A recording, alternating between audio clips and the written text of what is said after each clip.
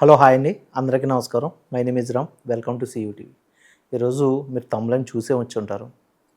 Hormuz జలసంధిలో ఏం జరుగుతుంది?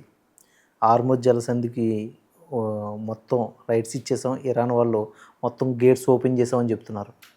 But ఇంకా మన దేశంలో కొరత అలాగే ఉంది. దీని మీద ఎమర్జెన్సీ మీటింగ్లు పెడుతున్నారు నరేంద్ర మోడీ గారు. అసలు ఏం జరుగుతుందనే దాని మీద టెన్షన్ ఎక్కువైపోయి ప్యానిక్ అవుతున్న ఈ జనాలు పెట్రోల్ బంకులోను లేకపోతే గ్యాస్ సిలిండర్స్ సబ్స్టేషన్స్లోనూ క్యూ కడుతున్నారు. ఇలా రోజు రోజుకి జనాల ప్యానిక్ని తగ్గించడానికి స్టేట్కి సంబంధించిన స్టేట్ డివిజన్లో ఉండే మినిస్టర్స్ కూడా సరిగ్గా స్పందించట్లేదు.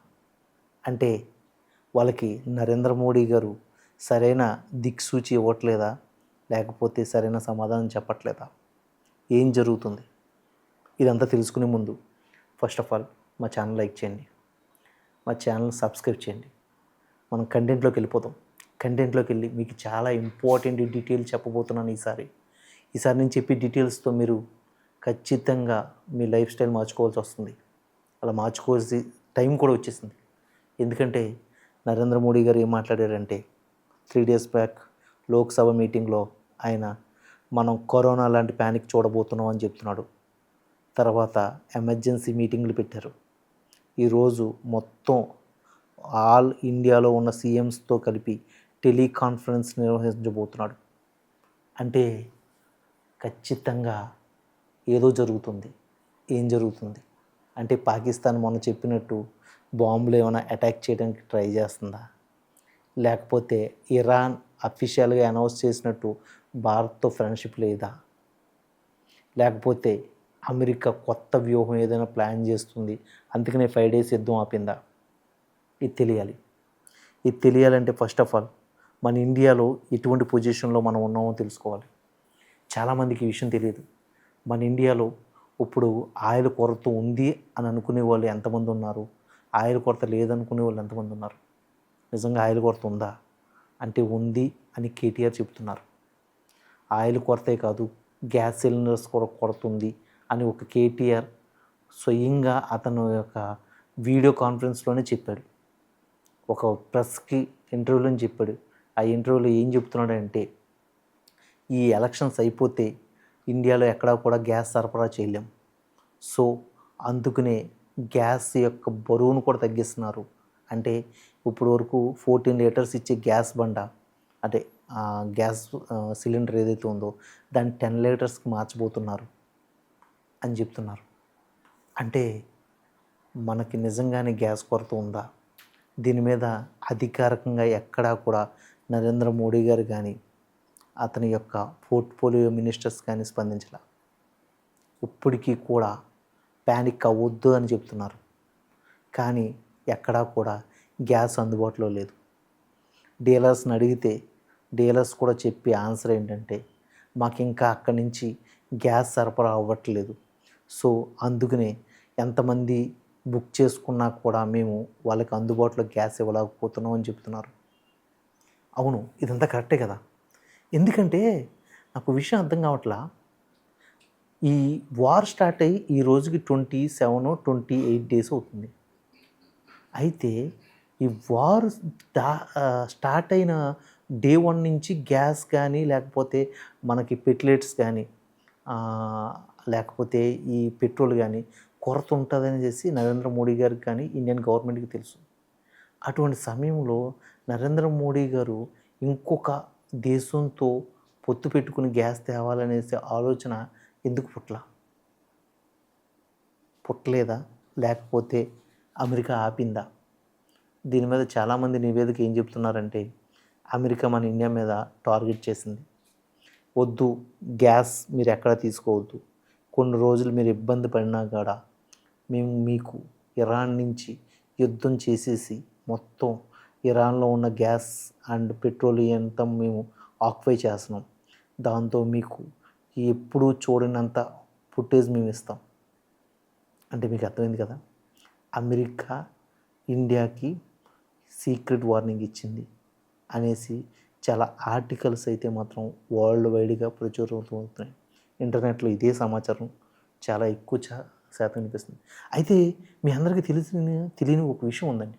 అదేంటంటే మనకి పెట్రోల్ నిల్వలు ఉన్నాయి. అవి ఎందుకు ఉన్నాయో తెలుసా? పెట్రోల్ నిల్వలు ఉండడానికి ఒక కారణం ఉంది. ఆ కారణం ఏంటంటే మనం ఎప్పుడైనా సరే ఏ యుద్ధ వాతావరణంలో పార్టిసిపేట్ చేయవలసి వస్తే మనకి ఆయిల్ నిల్వలు ఉండాలి అని ఇండియా ఒక ముందే ప్రణాళిక ఆలోచించుకొని చాలా చోట్ల బంకర్స్ని తవ్వి పెట్రోల్ నిల్వలు చేస్తూ ఉంటుంది. అలాంటి నిల్వలు ఇప్పుడు ఈ సిచ్యువేషన్లో ఉపయోగపడుతున్నాయి. ఆ నిల్వలే 40 డేస్ వరకు మన ఇండియాలో పెట్రోల్ నిల్వలుగా ఉపయోగపడి అవన్నీ కూడా మన దేశ జనాభాకు ఉపయోగపడుతున్నాయి. అయితే సడన్గా యుద్ధం వస్తే ఈ టైంలో మన ఇండియాలో ఆయిల్ నిల్వలు లేవని తెలిస్తే ఒక పాకిస్తాన్ కానీ లేకపోతే ఒక బంగ్లాదేశ్ కానీ ఒక నేపాల్ సైన్యం కానీ మన మీదకి యుద్ధం ప్రకటించవలసిన పరిస్థితి వస్తే ఏమవుతుంది? ఇది అర్థమవుతుందా మీకు? అలాంటి సిచ్యువేషన్ వస్తే సడన్గా మన ఆర్మీకి సరైన ఆయుధాలు లేని పరిస్థితి అయిపోతుంది. అందుకునని ఆయిల్స్ మీద చాలా గట్టి కసరత్తు చేస్తున్నారు నరేంద్ర మోడీ గారు. అందుకని ఈ ఎమర్జెన్సీ మీటింగ్స్ ఆయిల్ నిల్వల్ని ఎప్పుడూ కూడా వదులుకోకూడదు అనే రష్యా నుంచి కానీ ఇంకా వేరే కంట్రీస్ నుంచి కానీ పొత్తులు పెట్టుకుంటున్నారు.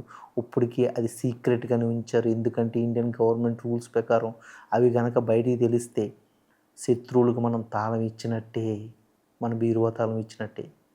అందుకనే ఇప్పుడు మొత్తం ఇండియాలో ఉన్న ఆల్ పొలిటీషియన్స్తో ఒక ఎమర్జెన్సీ మీటింగ్ పెట్టాడు నరేంద్ర మోడీ గారు. ఆ మీటింగ్లో మనకి ఈ పంటలు పండించడానికి కావాల్సిన విత్తనాలకు కావాల్సిన ఈ ముడి పదార్థాలు కానీ లేకపోతే పెట్లెట్స్ కానీ ఏదైనా సరే మనం ఇరాన్ నుంచే కాదు వేరే కంట్రీస్ నుంచి కూడా కొంటున్నాం. రేట్లు పెరగవచ్చు. ఆ రేట్లకు తగ్గట్టుగా మనం ఆల్రెడీ జనాల్ని మనం రెడీ చేసి ఉంచాలి. అలా రెడీ చేసి ఉంచాలి అంటే మీరు మిత్రపక్షాలుగా వ్యవహరించకూడదు, స్నేహపక్షాలుగా వ్యవహరించాలి. అంటే మీరు అపోజిషన్గా ఉంటున్నట్టు గవర్నమెంట్ని నిందించడం కాదు, గవర్నమెంట్కి సపోర్ట్ ఇవ్వాలి అంటూ ఇప్పుడు నరేంద్ర మోడీ గారు ఎమర్జెన్సీ మీటింగ్ పెట్టాడు. అంటే ఇక్కడ మీకు అర్థమైపోయి ఉండాలి, యుద్ధం ఇప్పట్లో ఆగేది కాదు. యుద్ధంలో చాలామంది కలుస్తున్నారు అంటే అమెరికా వీక్ అవుతుంది అనేసి అమెరికాకు అర్థమైంది. సో ఇప్పుడు ఇజ్రాయెల్ మీద టార్గెట్ చేస్తున్న చాలా దేశాలు ఇప్పుడు ఇరాన్తో చేతులు కలపబోతున్నాయి అని ఒక ఇంటర్లింక్ అయితే తెలుస్తుంది. సో అమెరికా ఒక 10 రోజులు తప్పుకుంటే ఇజ్రాయెల్ని చాలా దారుణంగా అటాక్ చేయడానికి ఇరాన్ ట్రై చేస్తుంది. సో ఇప్పుడు ఇజ్రాయెల్ ఇరాన్ చాలా గట్టి వార్ చేసుకుంటాయి. ఈ వార్లో ఇరాన్లో ఉన్న చాలా ఈ చమురుకు సంబంధించిన ఆయిల్ నిల్వలు కానీ లేకపోతే ఈ గ్యాస్ నిల్వలు కానీ ఏదైనా ప్రాబ్లం క్రియేట్ అవ్వచ్చు, అంటే బ్లాస్ట్ అయిపోవచ్చు.